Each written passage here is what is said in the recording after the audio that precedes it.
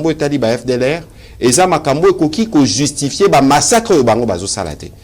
Bobo ça n'a été que opération à Gomezaka 3-4 jours 10 000 morts. Ba ataka ba hôpitaux, ba ataka ba école moko kute komara cimetière. Nyonso aneza ba crime imprescriptible. Ndenge tolobaki ata tozo kende na kimia mais bato wana nyonso. Moment na bango akosamba ezali.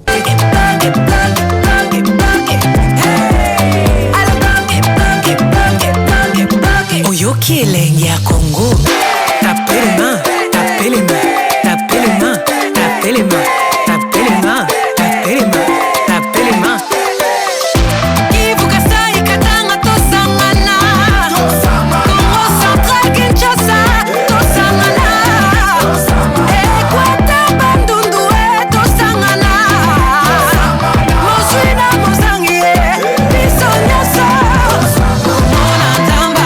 Etali ba FDLR eza makambo ekoki ko justifier ba massacre au bango bazo salate. Bobo ça n'a été que opération à Gomezaka 3-4 jours 10 000 morts. Ba ataka ba hôpitaux, ba ataka ba école moko kute komara cimetière. Nyonso aneza ba crime imprescriptible. Ndenge tolobaki ata tozo kende na kimia mais bato wana nyonso. Moment na bango akosamba ezali. Je sais que ça fait beaucoup de réactions en tout cas au pays. Les gens se posaient des questions. Est-ce qu'on va prendre tout un groupe d'individus, les réintégrer dans l'armée et tout ça? N'oubliez pas d'abord que principalement, cela passera par les processus PDDRCS. Donc c'est la seule voie en tout cas de réintégration. Et ici, nous avions été clairs, en tout cas avec tous nos partenaires, avec toutes ces personnes impliquées dans ces accords, c'est que ce ne sera pas une sorte d'amnistie des groupes terroristes. La RDC a dit non. On a dit niet, on a eu des expériences dans le passé, en 2009, comme je l'ai dit, en 2013. Donc on ne va pas amnistier des groupes terroristes. Et puis n'oubliez pas encore une chose, c'est que il y en a en tout cas qui sont très impliqués dans des violations graves de crimes contre l'humanité ou le droit international. Et donc ce sera au cas par cas. Et c'est pour ça que nous insistons, et je ne sais pas comment les gens n'ont pas compris cet aspect-là. Nous avions dit cette fois-ci, c'est la réintégration conditionnée, alors qu'à l'époque, c'était... Ce qui est important de rappeler, c'est que je pense que la Constitution donne le droit au président de la République. Je pense que c'est l'article 213 qui dit que le président de la République négocie et ratifie des traités ou des accords internationaux. Ensuite, le gouvernement doit informer le Parlement. Et je pense ici qu'il y a eu des mécanismes, en tout cas via le gouvernement de la République démocratique du Congo, quand le président s'est engagé comme garant de la nation, le gouvernement a suivi par d'autres mécanismes pour aller informer le Parlement. Peut-être que ça n'a pas été fait de manière officielle pour que vous autres de la presse soyez informés pour peut-être en parler, mais je pense que le Parlement a suivi cela. Et aujourd'hui, nous sommes ici à Washington avec le président de l'Assemblée nationale qui pourra répondre à vos questions. Je pense qu'il est assez ouvert. Vous pouvez l'aborder, Monsieur Emeboji, qui est ici, donc il pourra répondre à vos questions sur cette question-là et il va, je pense, vous rassurer que cela a été abordé peut-être de manière informelle avec le Parlement, mais ils sont informés.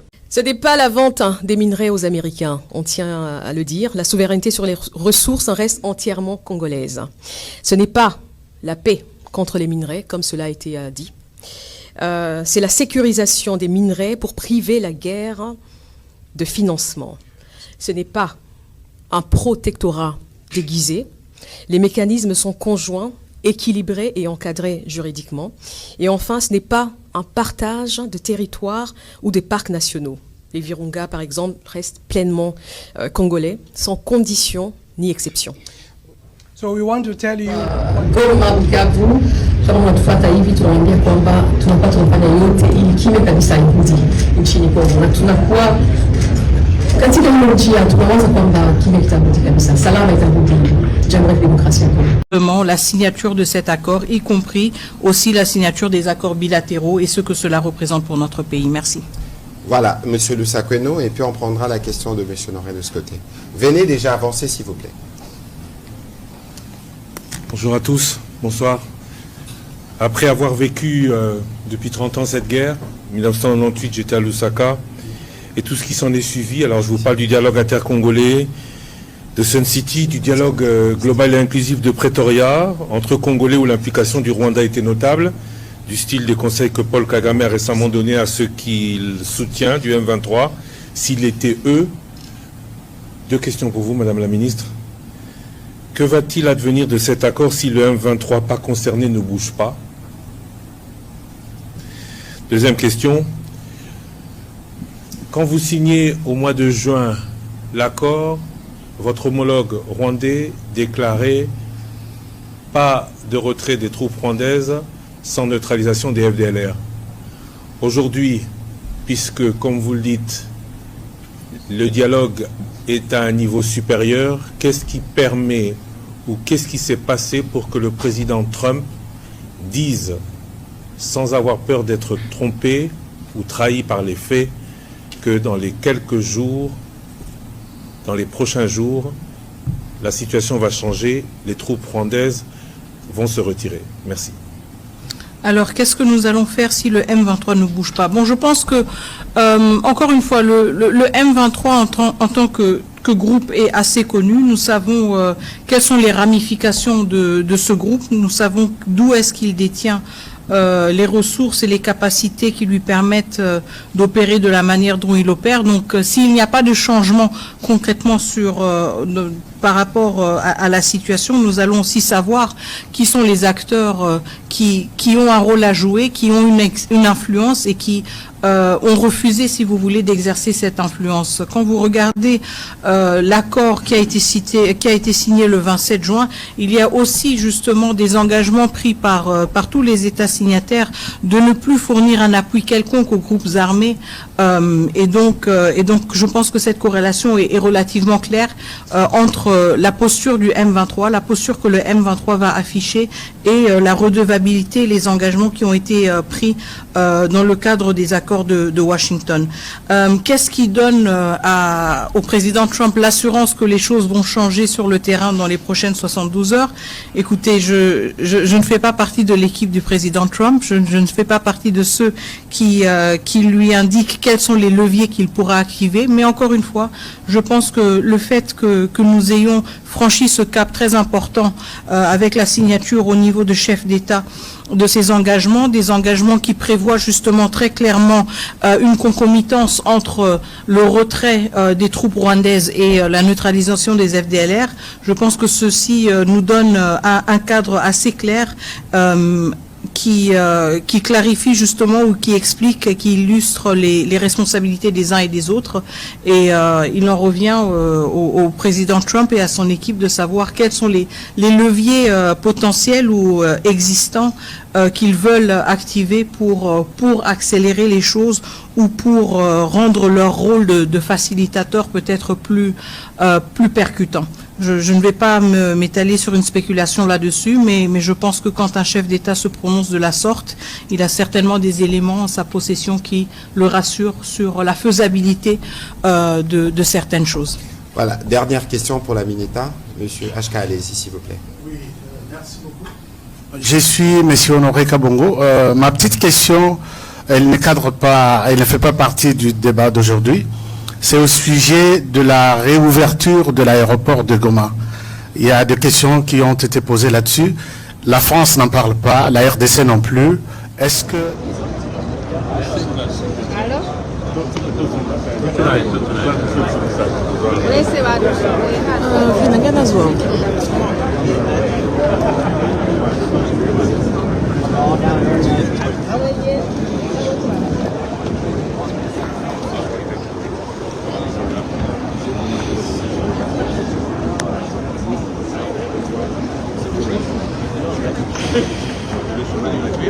Yeah, I lived here in DC.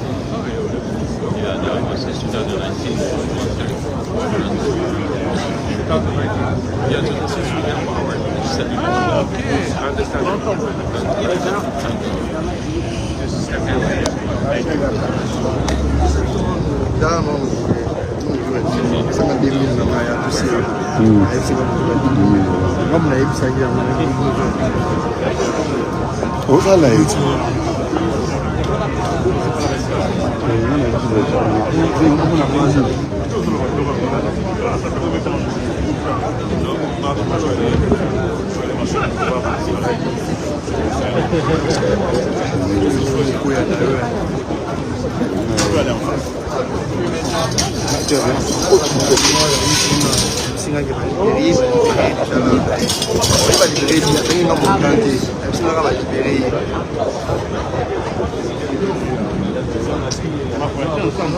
C'est bon, là ça a été.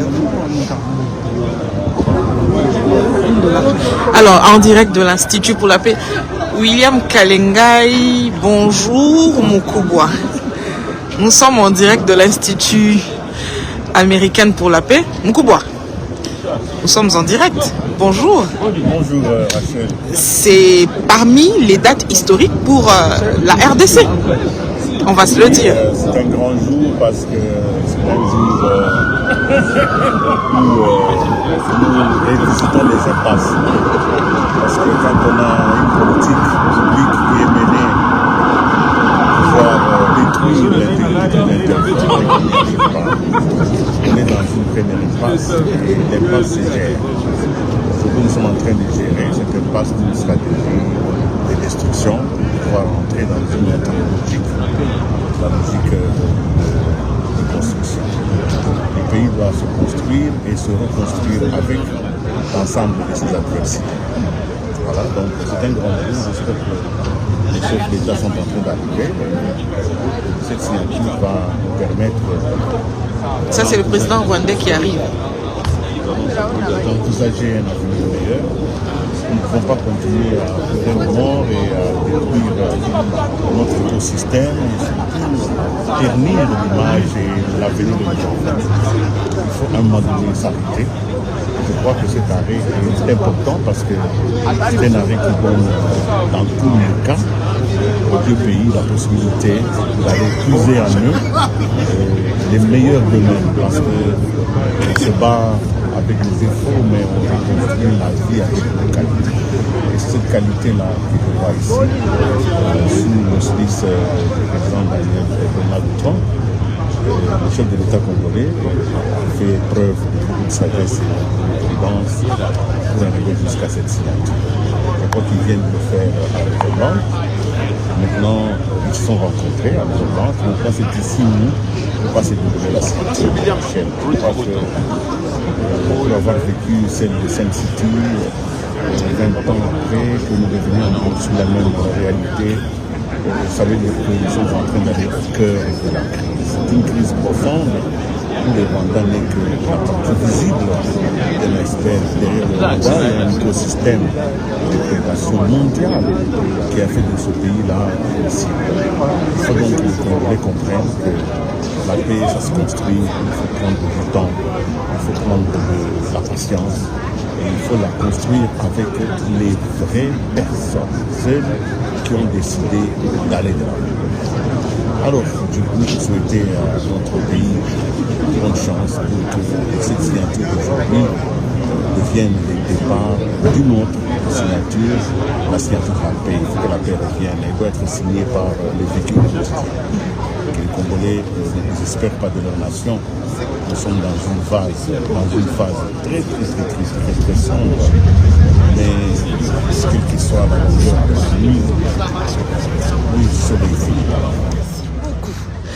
En direct de l'Institut américain pour la paix. Donc c'est ici que la République démocratique du Congo, les deux chefs d'État de la RDC et du Rwanda vont entériner l'accord de paix signé le 27 juin par les ministres des Affaires étrangères, justement pour résoudre la situation, en fait le cycle des violences que subit la République démocratique du Congo dans l'Est, dans sa partie Est.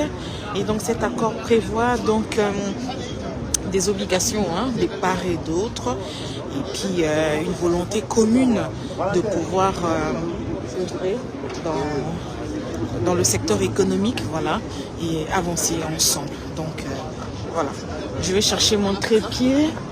Can I take my dog? Hein? Two first. Ok. Ok, donc il faut d'abord rentrer et ensuite espérer. Voilà, on va d'abord rentrer. Bonjour monsieur le gouverneur. Ça va, ça va. La c'est le gouverneur de la Banque centrale qui vient d'arriver. Il faut faire la queue. Donc, Poko Tamalembe Marembe. Laissez-nous d'abord rentrer et puis voilà. J'ai vu la voiture, je crois que c'est le président rwandais qui venait d'arriver. C'est le Kenya qui est entré, donc c'est le Kenya. William Ruto. Ah, c'est William Ruto qui est entré, donc c'est pas le président rwandais. En ce moment, je crois que les présidents rwandais et le président congolais sont à la Maison Blanche, en pleine discussion bilatérale, trilatérale avec le président. Il y a le ministre des Finances qui est aussi là. Je vois le ministre des Finances, laissez-moi vous le zoomer, qui est là aussi. Les amis, et le voici aujourd'hui, il se retrouve à l'extérieur, il n'y a pas de place.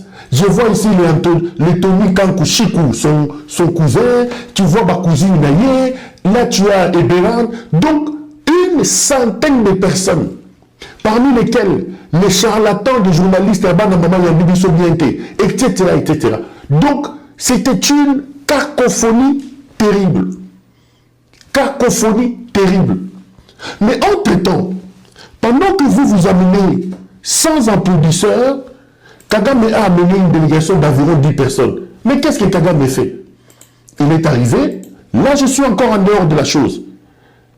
Le président Kagame a organisé un dîner avec des membres républicains du Congrès, notamment les sénateurs Mike Rhodes, le président Brian Mast, le sénateur Kevin Kramer, le sénateur Pete Rickett, le représentant Ronnie Jackson, le représentant Trent Kelly et le représentant Joe Wilson. Les discussions ont porté sur les intérêts communs, le renforcement de la coopération bilatérale et le soutien aux initiatives qui contribuent à une stabilité dans la sous-région des Grands Lacs avant la signature de l'accord de Washington. Donc, pendant que lui a amené les courtisans, les Tony Kankou, ses copines, ses maîtresses, sa femme, etc., regardez ce que les autres font. Ça, c'est Kagame. Lui, il a amené une délégation de moins de 10 personnes. Il est arrivé sur place, il organise un dîner. Il va voir les sénateurs républicains, les proches de Donald Trump. Il vend son pays. Regardez la solennité. Regardez la solennité de la rencontre. Regardez la solennité. Donc, le type est arrivé avant la cérémonie. Le type va réunir les sénateurs, va prendre les républicains, il offre un dîner. Il parle du Rwanda avec eux. Mais vous, voilà. Vous, c'est des courtisans. Des courtisans. Donc, à la place, j'ai vu qu'ils ont organisé une conférence de presse. Mouyaya, tonton scolaire Makutu, a organisé une conférence de presse. Mais qui était à la conférence de presse? Les journalistes qu'il a ramenés de Kinshasa. Bano et Maman Yambi Sobiente. Donc, ils organisent une conférence de presse où ils racontent leur vie avec Tina Salama. Et dans la salle, il n'y a que les journalistes et Olobaouti Kinshasa. Les applaudisseurs. Vous avez ma photo là-bas. Les applaudisseurs de Bazalaki Wana. Alors que les autres regardaient, il est arrivé, il s'est organisé, il a offert un dîner, il a traité. Non. Déjà au niveau de la forme, vous vous rendez compte de la déstructuration, de la désorganisation de la délégation congolaise et du manque de sérieux de ce qui devait être fait là-bas. Il a vidé la République des journalistes charlatans, des chanteurs, des copines, les Makangu. Une délégation d'une centaine de personnes. Centaines de personnes, la plupart pour aller l'applaudir et pour aller assouvir sa passion pour le tourisme, pour sa libido, pour ceci. Donc la République n'était pas son point focal. La forme déjà vous donne l'idée de ce qui devait se passer. Pendant que Kagame offre des dîners avec une petite délégation de 10 personnes aux sénateurs, non. Notre fainéant, lui, est en train de se promener. Notre fainéant est en train de se promener. Mouyaya, tonton scolaire Makutu et sa copine de Tina Salama, ils organisent une conférence de presse où ils ont invité qui? Non, ils ont invité leurs journalistes à eux qu'ils ont ramenés de Kinshasa pour cette conférence de presse-là. On dit briefing à partir des États-Unis. Briefing. Je pose la question ici. Qu'est-ce que le briefing à partir des États-Unis a apporté au Congo? C'est ça la diplomatie.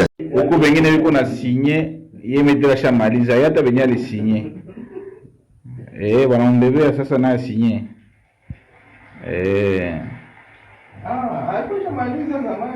Ona sasa yeye anafanya sasa. Ya aonesha hata siku alisinye.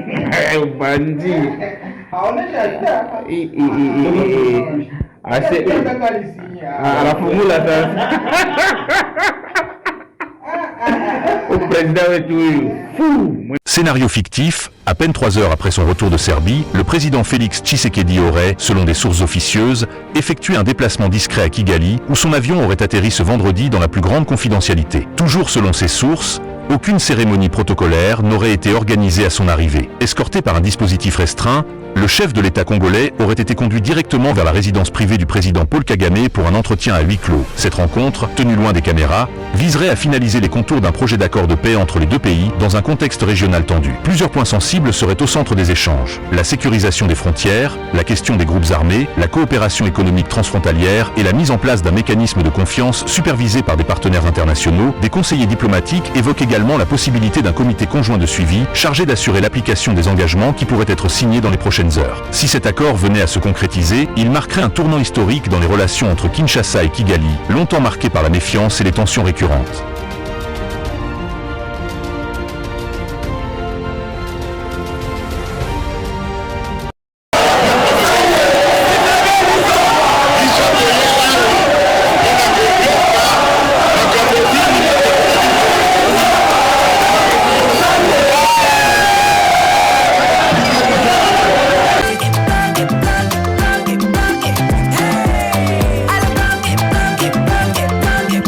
Oyokieleng ya Congo.